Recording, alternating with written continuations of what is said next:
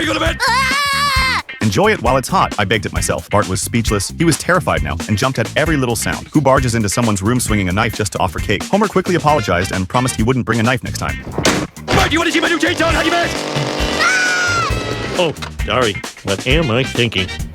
The reason Bart was so on edge that day was because earlier that morning, he'd received a strange letter, a threat written entirely in blood. He was so scared he almost peed himself and couldn't sit still. Even Lisa's teasing couldn't distract him, but that was only the beginning. By noon, Bart had received 14 more death threats. He couldn't figure out who would want to harm such a sweet, polite, and well-behaved boy. He stayed on high alert, growing more anxious and paranoid, convinced someone was out to get him. He even began to doubt his own family, slowly losing his grip. You're going to be my murder victim, Bart. In our school production of Lizzie Borden, starring Martin Prince as Lizzie. Out of fear for her son's safety, Marge called the police. The chief, however, said they wouldn't investigate until Bart was actually dead. Meanwhile, Lisa realized that Bart himself had once made prank threat calls to others. Maybe this was payback. She warned the culprit through the phone, saying they knew who was behind it and that if it didn't stop, they'd go to the cops. No, I'll take care of it. Okay, it's over. Get him out of here. All right, on delay.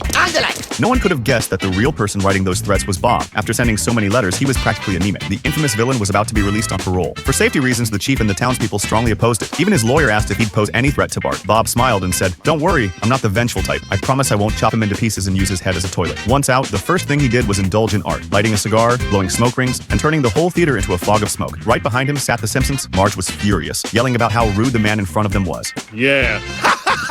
Homer couldn't take it anymore and asked Bob to keep his voice down, reminding him that he was disturbing everyone else, though he did admit the movie was pretty funny.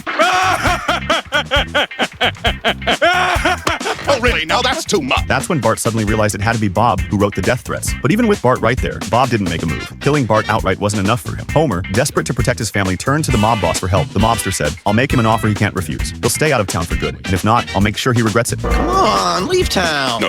I'll be your friend. No. Oh, you're mean. To escape the danger, the Simpsons packed up and fled their hometown. They sang songs along the way, hopeful for a new start, unaware that the threat was right behind them. Oh, this coffee's too hot. Their journey ended at a yacht off the coast of California. Marge looked worried, feeling like she'd forgotten something. Homer reassured her that he'd brought everything, even the dog. Hello! That night, Bart couldn't sleep. Outside, Bob crept aboard the yacht, cutting the ropes with a knife and preparing for a massacre. The real danger had arrived.